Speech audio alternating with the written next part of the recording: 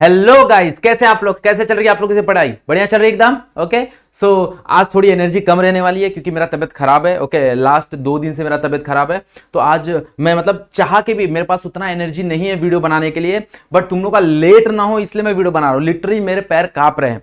Okay तो थोड़ा सा अगर मेरा वॉइस कम हो जाए, अगर थोड़ा सा बोलते हैं ना थोड़ा सा स्लो पड़ जाऊं, तो तुम लोग अपने तरफ से मोटिवेट कर देना मेरे को। ओके चलो, so my name is Sanjeev Pandey और स्वागत है आपका अपने प्यारे से चैनल में, खूबसूरत से चैनल में, JR ट्यूटोरियल में।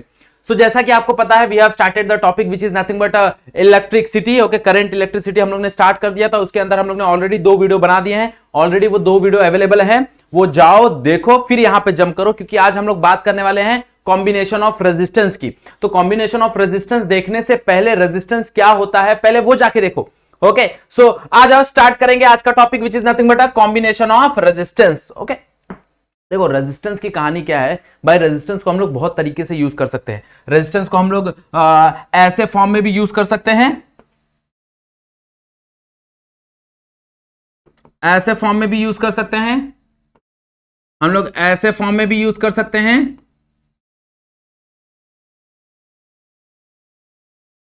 तो these are called the combination, the different combination of resistance. Okay मतलब रेजिस्टेंस को कैसे कैसे अलग अलग कॉम्बिनेशन में रखा जाता है उसकी बात हम लोग यहां पे आज करने वाले हैं। ओके सो फिलहाल हमको 11th में मात्र 2 ही कॉम्बिनेशन है, दैट इज द, तुम लोग ने ऑलरेडी जो कि 10th में पढ़ा रहेगा, that is resistance in series and resistance in parlour, जो कि ऑलरेडी तुम लोग ने मेरे ख्याल से 10th में पढ़ लिया है। वही कहानी है यहाँ पे, सेम टू सेम वही कहानी है, resistance in series and resistance in parlour.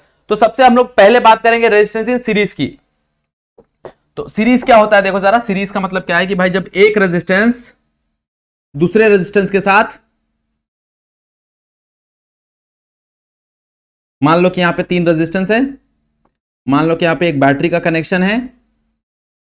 Okay मान लो इसका वैल्यू 1 है, R2 है और R3 है। ओके ये मेरे पास 3 रेजिस्टेंस है।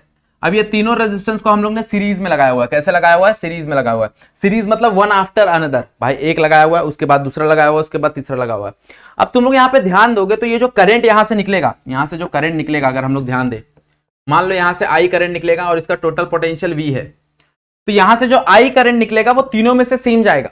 मतलब यहां से जितना करंट जाएगा आई, उतना ही करंट यहां पे जाएगा, उतना ही करंट यहां पे जाएगा। ओके भाई करंट फ्लो, जो देखो रेजिस्टेंस, सबसे पहला कंफ्यूजन लोगों को क्या है कि जो रेजिस्टेंस है ना, वो रेजिस्टेंस क्या है, वो फ्लो करंट की क्वांटिटी को कम करता है। नहीं, ऐसा नहीं है, वो करंट के फ्लो रेट को कम करता है। ओके जो फ्लो, मान लो कि यहां पे ये पानी है, ये 4 लीटर पानी है, ये 4 लीटर पानी अगर मैं कहीं किसी पाइप में डालूंगा, तो एक एंड से डालूंगा तो दूसरे एंड से कितना ही पानी निकलेगा? 4 लीटर। ओके अब अगर उसी पाइप में मैं बहुत सारा जाली फिट कर देता हूं और मैं 4 लीटर पानी डालूंगा, तो दूसरे एंड से कितना ही निकलेगा? 4 लीटर निकलेगा। बट जो निकलने का स्पीड होगा दैट विल बी वैरी, वो अलग होगा। तो वही तरह रेजिस्टेंस भी है। रेजिस्टेंस करंट के क्वांटिटी को चेंज नहीं करता, उसके फ्लो रेट को कम करता है। ओके ये चीज को समझ जाना। तो यहां पे क्या होगा, यहां पे एक चीज क्या ध्यान देना है हमको कि भाई जो करंट होगा वो क्या होगा?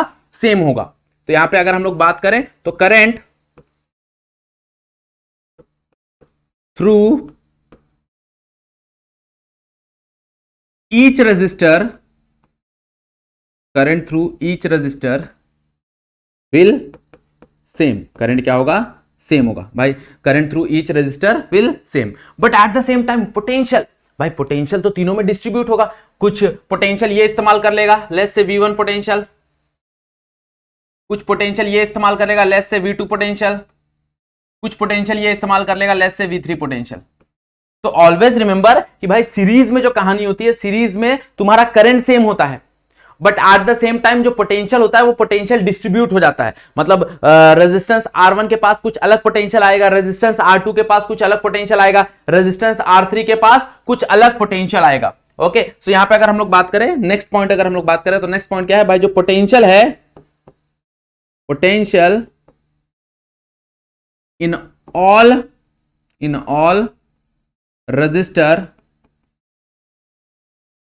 Is different. ओके सारे जो रेजिस्टर्स होंगे उनके अक्रॉस जो पोटेंशियल होगा, वो पोटेंशियल क्या होगा? डिफरेंट होगा। बात समझ आ रही है एवरीवन? पक्का? ओके ये 2 पॉइंट बहुत इंपॉर्टेंट है। तो अगर मैं बोलने जाऊं तो टोटल पोटेंशियल क्या हो जाएगा? Total potential will be, total total potential will be V is equals to V1 plus V2 plus V3, हाँ है ना, this is nothing but total potential ना भाई। तीनों पोटेंशियल ऐड होके क्या ही मिलेगा, मैंने जितना पोटेंशियल प्रोवाइड किया है वही मेरे को मिलेगा। अब मान लो यहाँ पे मैंने 6 वोल्ट प्रोवाइड किया, तो हो सकता है 6 वोल्ट में 1 वोल्ट ये यूज कर ले, 2 वोल्ट ये यूज कर ले, बचा हुआ वोल्ट ये यूज कर ले, तो जो ये टोटल पोटेंशियल मिलेगा वो क्या ही मिलेगा, जो मैंने प्रोवाइड किया हुआ वही मिलेगा ना, जो मेरा बैटरी पोटेंशियल प्रोवाइड कर रहा है वही तुमको मिलेगा, यस और नो। तो यहाँ पे जो टोटल पोटेंशियल हो जाएगा वो क्या हो जाएगा, V is equal to V1 plus V2 plus V3। But what is potential by, अगर हम लोग ओम्स लॉ देखें, by ohm's law, by ohm's law क्या मिलेगा, V is equal to IR, हाँ है ना। बट अगर हम लोग टोटल पोटेंशियल की बात कर रहे हैं तो टोटल पोटेंशियल के लिए यहां पे जो रेजिस्टेंस लगेगा that will be equivalent resistance, means the total resistance. Equivalent resistance का मतलब क्या होता है कि ये तीनों रेजिस्टेंस को रिप्लेस करके कोई एक सिंगल रेजिस्टेंस लगा देना। हाँ, बस लगाते टाइम ये ध्यान देना कि उसका जो इफेक्ट है, जो उसका रिजल्टेंट इफेक्ट है वो चेंज ना हो, तो that is called as equivalent resistance. उसको हम लोग क्या बोलते हैं, इक्विवेलेंट रेजिस्टेंस। अब अगर मैं इंडिविजुअल रेजिस्टेंस के लिए देखूं, फॉर इंडिविजुअल रेजिस्टेंस, तो फॉर इंडिविजुअल स्पेलिंग देख लेना, स्पेलिंग गलत है, ओके। रजिस्टर क्या मिलेगा, V1 is equals to R1I, okay, because current तो थ्रू सब में से सेम है ना। V2 is equals to R2I, V3 is equals to R3I, yes और नो, ओके। अब ये V1, V2, V3, V का वैल्यू यहां पे सब्स्टिट्यूट कर दो तो क्या मिलेगा, देयरफॉर देखो V क्या है, IR, तो यहां पे आ जाएगा IR is equals to what is, यहां पे देखो V1 क्या है, V1 है IR1, तो यहां पे आ जाएगा IR1 plus IR2 plus IR3, हाँ है ना। यहां से देखो I ये हो जाएगा R इक्विवेलेंट, यहां से देखो I कॉमन आ जाएगा, क्या बचेगा, R1 plus R2 plus R3, हाँ है ना। यहां से देखो I कैंसल, R इक्विवेलेंट क्या बचेगा, R1 plus R2 plus R3, हाँ है ना। ये आ गया मेरा टोटल इक्विवेलेंट, ये क्या आ गया मेरा टोटल इक्विवेलेंट। क्लियर, बात समझ आ रही है एवरीवन, पक्का। ये हो गया मेरा R इक्विवेलेंट, मतलब अगर मेरे को सीरीज में एक सिंगल रेजिस्टेंस से अगर किसी को रिप्लेस करना है तो मेरे को क्या करना पड़ेगा, तीनों रेजिस्टर्स को डायरेक्टली ऐड करना पड़ेगा। क्या करना पड़ेगा, तीनों रेजिस्टर्स को डायरेक्टली ऐड करना पड़ेगा। अब ये इक्वेशन कहां से आया, तो अगर तुमको यहां पे चाहिए तो तुम लोग लिख सकते हो, मान लो this is equation number 1, this is equation number 2, this is equation number 3, this is 4 and this is 5। तो मैं बोल सकता हूं फ्रॉम 1 2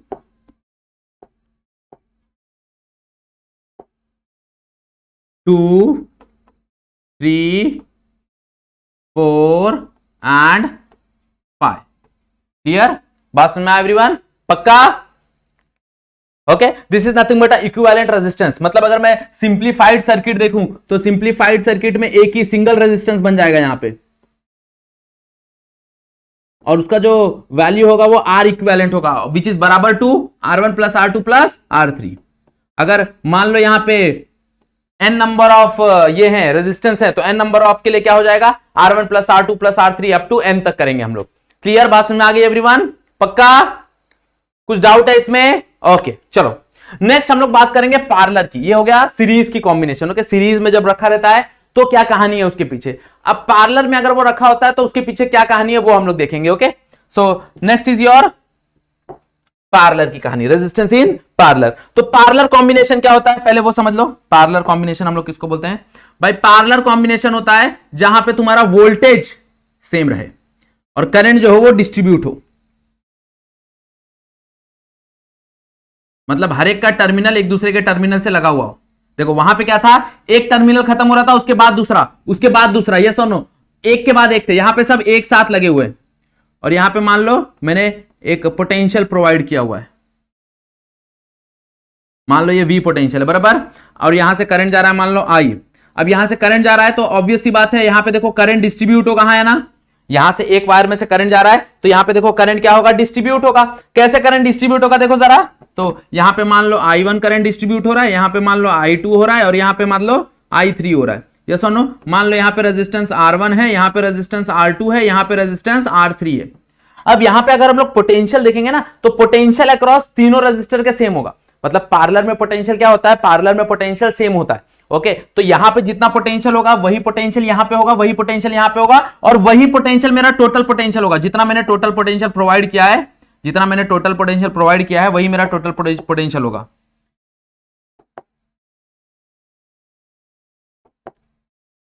दैट इज V। तो ये टोटल पोटेंशियल होगा across R1, across R2, across R3। Clear? बात समझ में आ गया? तो यहां पे देखेंगे पार्लर की कहानी देखेंगे। पार्लर की कहानी क्या बोलता है? पार्लर की कहानी बोलता है कि भाई यहां पे दो चीज का ध्यान देना है। क्या दो चीज का ध्यान देना है? कि जो पोटेंशियल होता है अक्रॉस तीनों रजिस्टर वो सेम होता है। Potential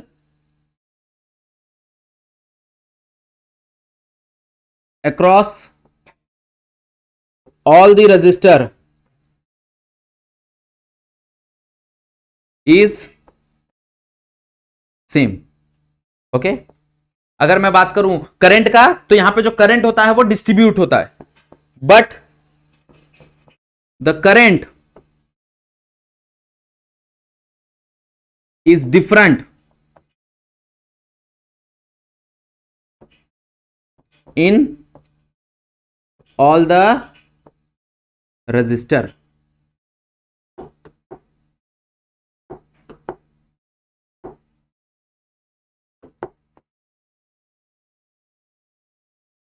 clear? बात समझ आ रही है? भाई यहां पे क्या होगा? यहां पे जो करंट होगा वो अलग अलग होगा, but at the same time जो पोटेंशियल होगा तीनों में वो क्या होगा?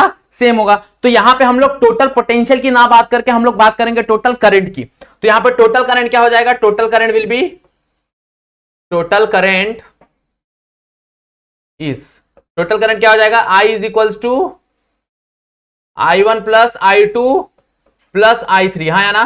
भाई टोटल करंट क्या ही मिलेगा? टोटल करंट अगर हम लोग देखने जाए तो ये तीनों करंट को ऐड करके मेरा टोटल करंट मिलेगा। यस और no? Again by using ohm's law,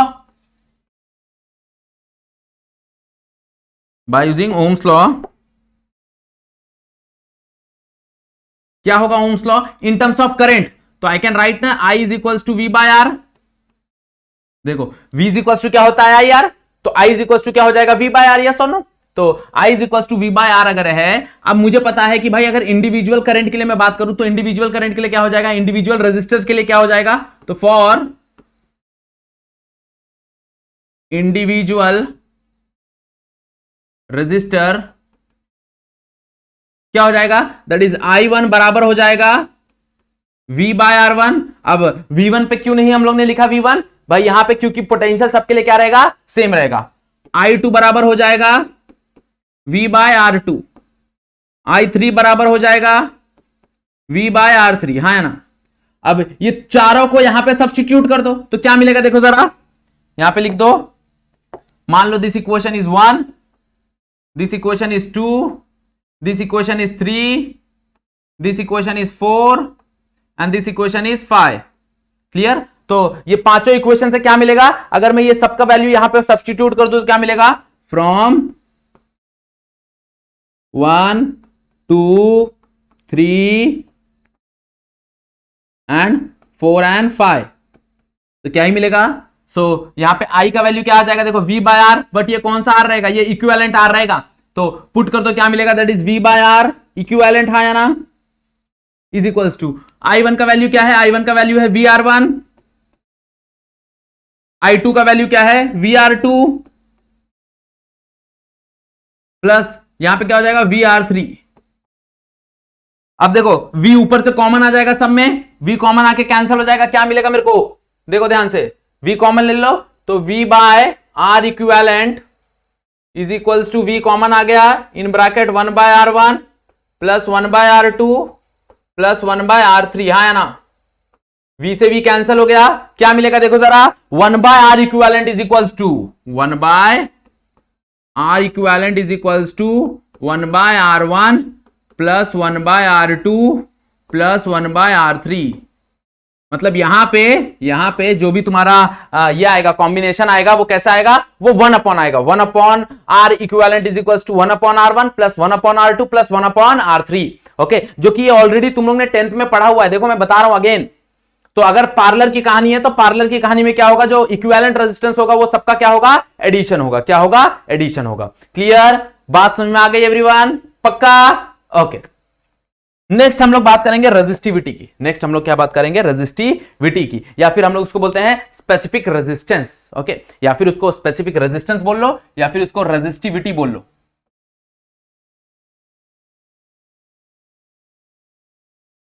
okay, resistivity. Okay, तो व्हाट इज रेजिस्टिविटी, क्या होता है? तो अगर हम लोग रेजिस्टेंस की बात करें तो रेजिस्टेंस का फॉर्मूला क्या है according to the Ohm's law? भाई R is equals to V by I. But R ना ही वी पे डिपेंड करता है ना ही आई पे डिपेंड करता है। ओके, आर एक कांस्टेंट टर्म है, तो ये डिपेंड किस पे करता है? ये डिपेंड करता है मटेरियल की प्रॉपर्टी पे, मटेरियल के लेंथ पे, मटेरियल के क्रॉस सेक्शनल एरिया पे। ओके, सो अगर हम लोग यहां पे देखने गए कि भाई रेजिस्टेंस किस पे डिपेंड करता है, तो रेजिस्टेंस सबसे पहला डिपेंड करता है, that is the length of the conductor. Okay, resistance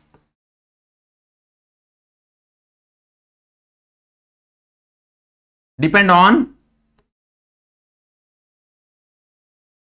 length of, resistance depend upon length of क्या, कंडक्टर। हाँ या ना, वो कंडक्टर के लेंथ पे डिपेंड करता है। मतलब R is directly proportional to L, R is directly proportional to L। L थोड़ा सा अच्छे से बना देता हूं। अगर हम लोग नेक्स्ट बात करें तो और किस पे डिपेंड करता है? तो और डिपेंड करता है उसके क्रॉस सेक्शनल पे। ओके, क्रॉस सेक्शन पे देखो, अब जितना ज्यादा क्रॉस सेक्शन होगा उतना रेजिस्टेंस कम होगा। भाई अगर कोई बड़ा जगह होगा, बड़ा स्पेस होगा, तो करंट को वहां पे फ्लो होने के लिए परेशानी कम होगा। अगर एरिया छोटा होगा तो वहां पे करंट को फ्लो होने के लिए परेशानी ज्यादा होगा। तो जो एरिया है वो इनवर्सली प्रोपोर्शनल रहता है। Okay, so resistance is inversely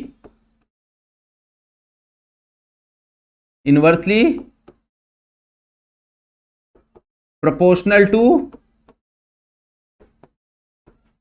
area. And कौन सा एरिया? Cross sectional area. मतलब उसको कट करने के बाद क्या दिख रहा है, वायर को कट करने के बाद क्या दिखेगा? वायर को कट करने के बाद सर्कल दिखता है ना, तो that is called cross sectional area. चाहिए तो यहां पे मेंशन कर दो कि भाई वो नॉर्मल एरिया नहीं रहेगा, वो क्रॉस सेक्शनल एरिया रहेगा। सेक्शन करने के बाद तुमको क्या दिख रहा है? सेक्शन करने के बाद जो तुमको दिख रहा है that is called cross sectional area. तो जो रेजिस्टेंस होगा वो क्या हो जाएगा? Inversely proportional to 1/a। अब दोनों को कंबाइन कर दो तो क्या मिलेगा? R is directly proportional to L and inversely proportional to A। अब प्रोपोर्शनलिटी का साइन हटाना है, तो प्रोपोर्शनलिटी का साइन हटाना पड़ेगा तो कुछ कांस्टेंट डालना पड़ेगा। तो यहां पे कांस्टेंट क्या होता है? यहां पे कांस्टेंट होता है रो, और where rho is called as resistivity, where rho is resistivity. Okay, rho का फॉर्मूला क्या हो जाएगा? रो का फॉर्मूला हो जाएगा दैट इज RA/L। रो का यूनिट क्या हो जाएगा अगर हम लोग देखने जाएं तो ओहम मीटर। क्या होता है यूनिट? Ohm metre. क्लियर, बात समझ आ गई? ये क्या है? ये एक मटेरियल की प्रॉपर्टी है। रेजिस्टिविटी क्या होती है? मटेरियल की प्रॉपर्टी होता है। मतलब जब तक मटेरियल चेंज नहीं हो रहा है ना, तब तक रेजिस्टिविटी चेंज नहीं होगा, ये याद रखना। ओके, जब तक मटेरियल चेंज नहीं हो रहा तब तक रेजिस्टिविटी चेंज नहीं होगा, ये चीज का ध्यान देना। मतलब मान लो कि अगर मैं गोल्ड की बात कर रहा हूं तो गोल्ड इतना बड़ा लूं या गोल्ड इतना छोटा लूं, उसकी जो रेजिस्टिविटी है उसमें कोई चेंजेस नहीं आएगा, क्योंकि एक मटेरियल की प्रॉपर्टी है। Resistivity is the property of a material. Okay, so अगर मैं मटेरियल चेंज कर रहा हूं, मान लो गोल्ड से सिल्वर पे जा रहा हूं, तो गोल्ड से सिल्वर पे जाऊंगा, हाँ, तो उसकी रेजिस्टिविटी चेंज होगी।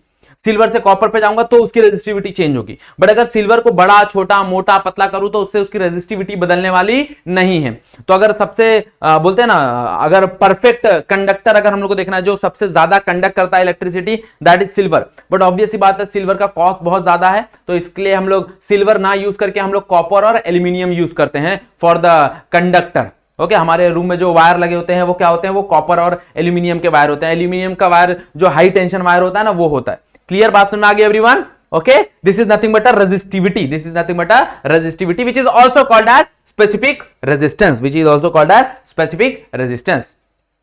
बात समझ में आ गई एवरीवन? ओके, देखो मेरे को पता है कि आज का मेरा जो एनर्जी है, आज का मेरा जो मतलब तुम लोगों को जो मूड लग रहा होगा वो उतना ज्यादा फ्रेश नहीं लग रहा होगा। कारण यही है कि मेरे को खड़े होने का भी ताकत नहीं है। ओके, पूरा पैर कांप रहा है, इतना मतलब बोलते हैं ना, इतना ज्यादा वीकनेस है। बट फिर भी तुमको लेट ना हो इसलिए मैं ये चीजें प्रोवाइड कर रहा हूं तुमको। ओके, सो हम लोग क्या करते हैं, आज का वीडियो यहीं पे एंड करते हैं। ओके, दोनों चीजें like resistance in series and resistance in parallel बहुत इंपॉर्टेंट है। तुम्हारे बोर्ड के पॉइंट ऑफ व्यू से और एज वेल एज तुम्हारे एंट्रेंस एग्जाम से पॉइंट ऑफ व्यू से। तो ये चीजें अच्छे से क्लियर कर लो। ओके, इसके ऊपर सम सॉल्व कर लो, इसके ऊपर नेक्स्ट लेक्चर में we will solve the sum. Okay, combination of resistance में हम लोग सम सॉल्व करेंगे। ओके, क्लियर बात समझ आ गई? चलो, सो अगर वीडियो यहां तक देख लिया तो वीडियो को लाइक करना है, चैनल पे फर्स्ट टाइम हो तो चैनल को सब्सक्राइब कर लेना। ओके, आज का वीडियो यहीं पे एंड करते हैं। आज के लिए बस इतना ही। That's it for today. Thank you so much.